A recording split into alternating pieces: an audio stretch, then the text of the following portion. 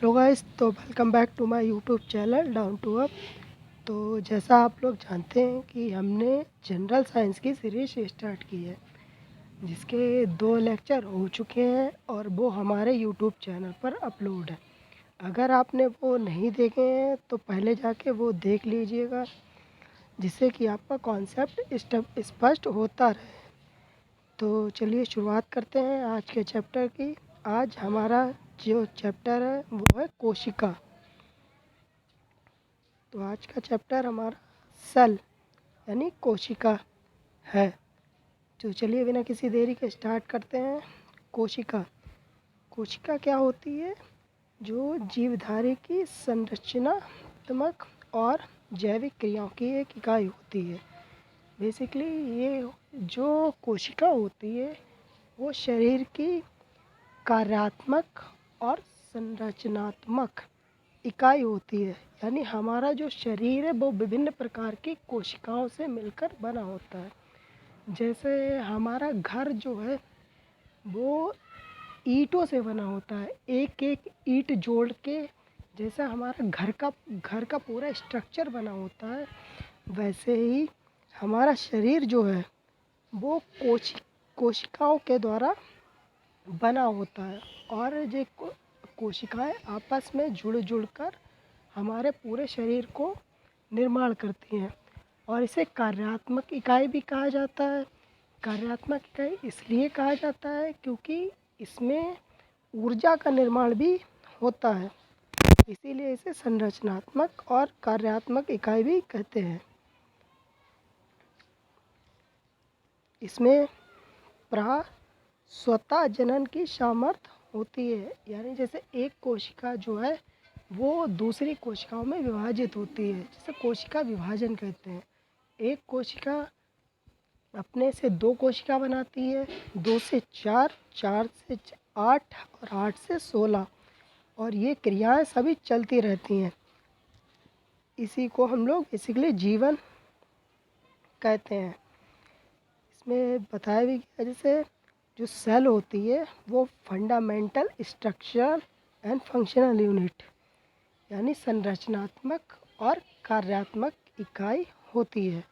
ये मैंने आपको बता ही दिया कि संरचनात्मक जैसे ढांचा जो बनता है हमारा वो कोशिकाओं से बनता है, और जो फंक्शनल यानी कार्यात्मक जो इकाई होती है वो बेसिकली कोशिका जो है हमें ऊर्जा प्रदान करती है, जिससे किसी भी कार्य का संपादन होता है। कोशिका की जो खोज है रॉबर्ट हुक ने बोतल की कार्क की जो मधुमक्खी के छत्ते की तरह दिखाई देता उसे कोशिका नाम दिया था। और इसका जो इन्होंने सर्वप्रथम वर्णन है वो इन्होंने बुक लिखी थी माइक्रोग्राफिया, उसमें सर्वप्रथम कोशिका का वर्णन किया था। लेकिन कोशिका का जो नाम है वो रॉबर्ट हुक ने दिया था, परंतु जो जीवित कोशिका है यानी लिविंग कोशिका जो है उसका सर्वप्रथम अध्ययन जो है ल्यूवेनहॉक ने किया था। ये याद रखिएगा कि कोशिका की जो नाम दिया था वो रॉबर्ट हुक ने दिया था, और जो जीवित कोशिका का अध्ययन सबसे पहली बार किया था वो ल्यूवेनहॉक ने किया गया था। जैसे ये रॉबर्ट हुक की पिक्चर दी गई है और ये एंटोनी वॉन ल्यूवेनहॉक की। कोशिका सिद्धांत जो है वो वनस्पति विज्ञान शास्त्री जो थे स्लाइडन और जंतु विज्ञान शास्त्री जो स्वान, इन्होंने प्रतिपादित किया था।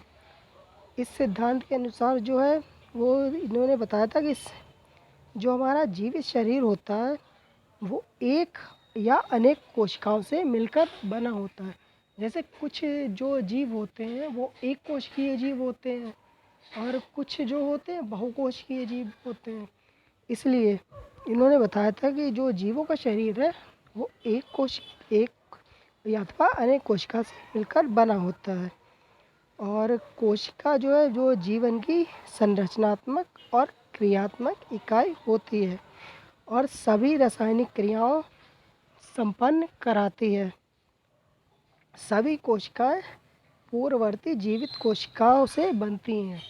यानी कि जैसे जो पुरानी कोशिका होती है वही विभाजित होकर नई कोशिकाएं बनाती है, फिर वही नई कोशिकाएं जब पुरानी हो जाती हैं फिर वो अपने सेल डिवीज़न करती हैं।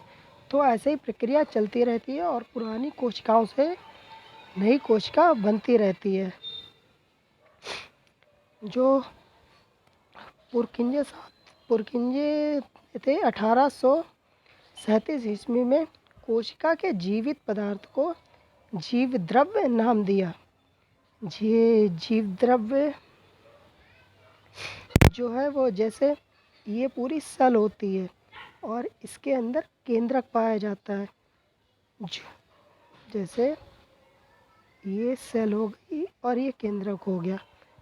केंद्रक में बेसिकली जैसे डीएनए हो गया, आरएनए हो गया, इसमें जेनेटिक मटेरियल जो होता है वो पाया जाता है।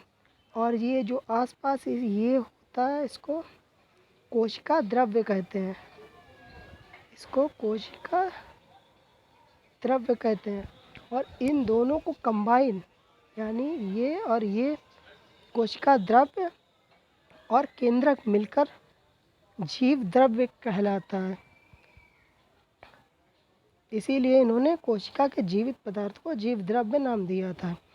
पौधों के जंतुओं के ऊतक के अध्ययन के आधार पर सन 1868 में विर्चाव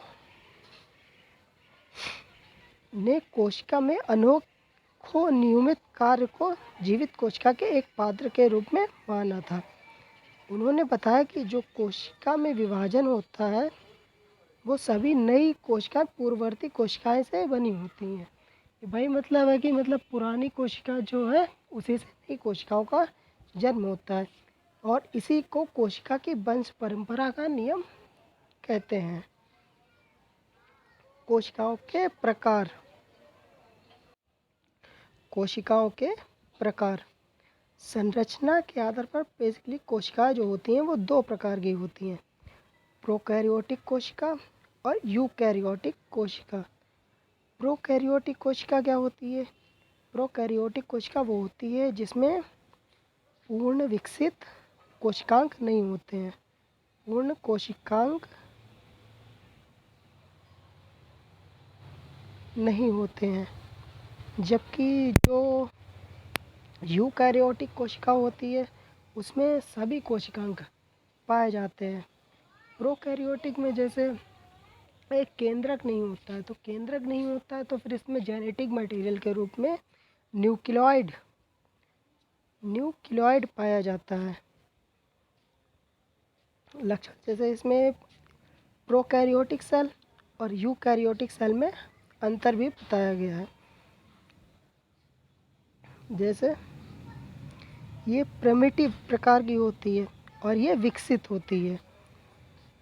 इसमें कोशिका द्रव्य जो है पूर्ण कोशिका में फैला हुआ होता है, केंद्रक एवं कोशिका कला के बीच सीमित रहता है। यानी ये पूरी कोशिका द्रव्य है प्रोकैरियोटिक सेल में पूरा फैला होता है, जबकि यूकैरियोटिक में केंद्रक और कोशिका कला के बीच में पाया जाता है। इसमें प्रोकैरियोटिक सेल जो होती है उसमें अवास्तविक केंद्रक यानी पूर्ण विकसित केंद्रक नहीं पाया जाता और जिसे न्यूक्लियोइड कहते हैं, जो जेनेटिक मटेरियल के रूप में प्रोकैरियोटिक सेल में पाया जाता है। केंद्रक अनुपस्थित होता है और केंद्रिका अनुपस्थित होती है और डीएनए के साथ हिस्टोन प्रोटीन नहीं जुड़ा होता है। ये याद रखिएगा, ये पूछा जा चुका है कि डीएनए के सूत्र में के साथ हिस्टोन प्रोटीन जो है वो नहीं जुड़ा होता है। ये किस कोशिका में होता है? तो प्रोकैरियोटिक सेल में ये हिस्टोन प्रोटीन नहीं जुड़ा होता है डीएनए के साथ में। जो यूकैरियोटिक सेल होती है इसमें केंद्रक उपस्थित होता है और डीएनए के साथ हिस्टोन प्रोटीन जुड़ा होता है। इन्हें ही बेसिकली क्रोमोसोम यानी गुणसूत्र कहते हैं।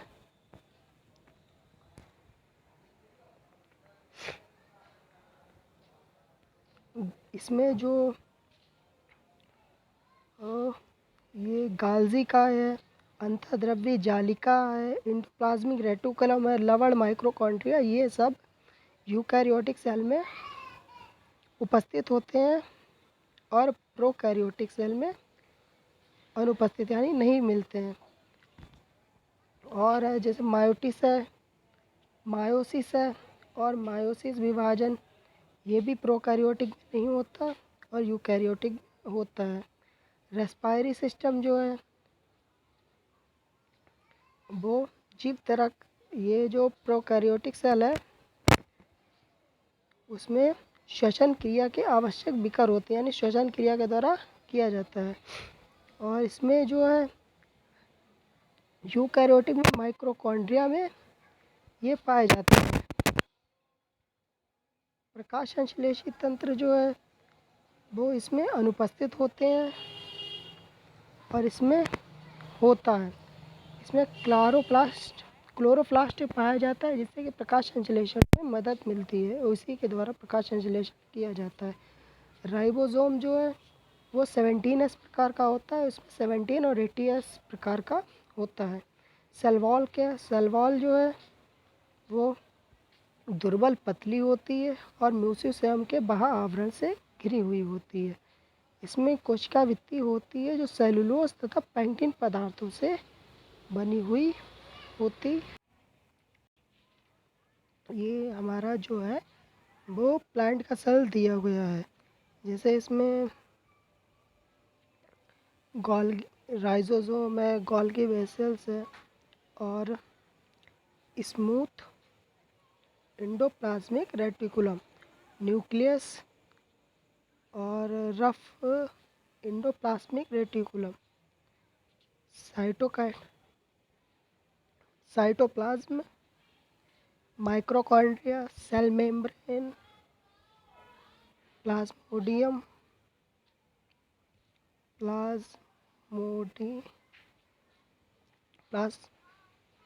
प्लाज्मोडेस्माटा और सेल वॉल है, प्रोक्सिसोम और गोल्जी एपरेटस, ये जो सभी हैं जो प्लांट सेल में के कोशिकांग पाए जाते हैं। और एनिमल सेल में जो है जैसे माइक्रोकॉन्ड्रिया है,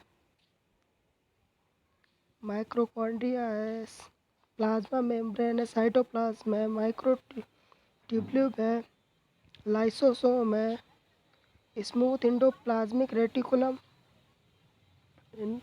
है और Golgi vessels, Golgi apparatus, nucleus और रफ एंडोप्लाज्मिक रेटिकुलम और राइबोसोम, ये सब एनिमल सेल में पाए जाते हैं। अभी इनका जो आगे हम ये भी देखेंगे कि किस पार्ट का काम क्या होता है। पादप कोशिका और जंतु कोशिका की संरचना में अंतर, different between plant and animal cell. जीव जो प्लांट सेल होती है इसके बाहर सेलुलोज अथवा अन्य किसी प्रकार के कार्बोहाइड्रेट की सुदृढ़ और निर्जीव कोशिका भित्ति होती है, जबकि जो एनिमल सेल होती है इसके में कोशिका भित्ति नहीं पाई जाती।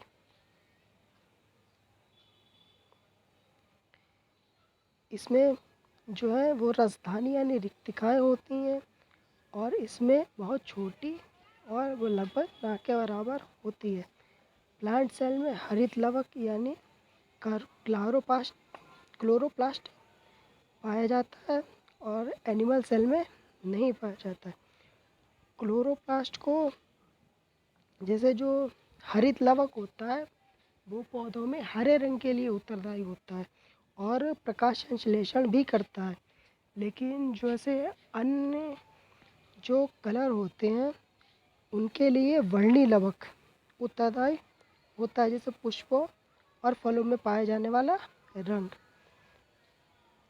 सेंट्रोसोम जो है वो प्लांट सेल में नहीं पाया जाता लेकिन शैवाल और कवक में सेंट्रोसोम पाया जाता है और एनिमल सेल में ये उपस्थित होता है। और यह जो सेंट्रोसोम का काम है वो कोशिका विभाजन में सहायता करता है, यानी कोशिका विभाजन में हेल्प करता है। लाइसोसोम उपस्थित, ये इसमें उल्टा लिखा हुआ है।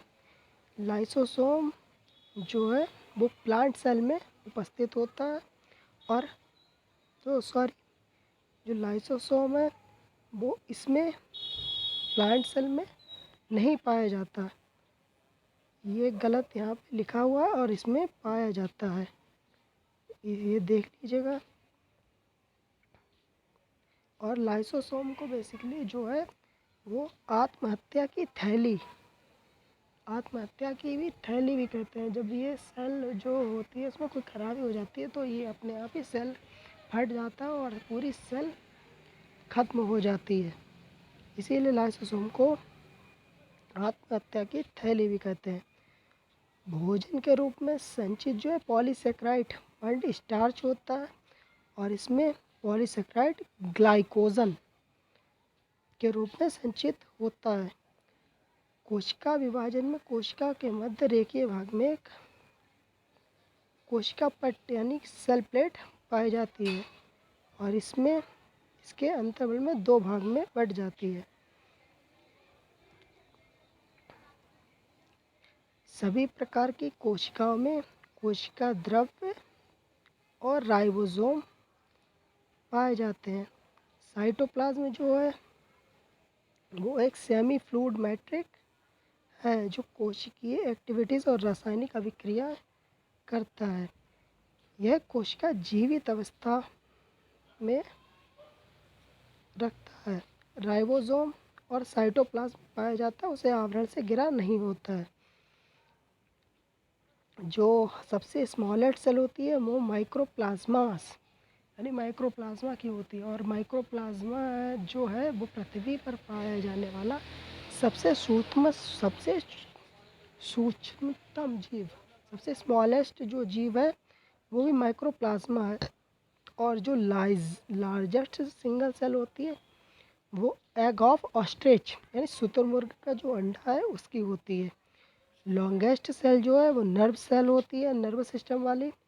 और साइज़ ऑफ बैक्टीरिया जो है 3 to 5 माइक्रोमीटर और ह्यूमन आरबीसी जो है 7 माइक्रोमीटर इन डायमीटर। तो आज हम लोग यहीं तक रखते हैं। कमेंट में ज़रूर बताइएगा कि आपको वीडियो कैसी लगी और अगर आपका कोई सवाल हो तो प्लीज़ कमेंट में डाल दीजिएगा, मैं उसका आंसर कर दूँगा। धन्यवाद।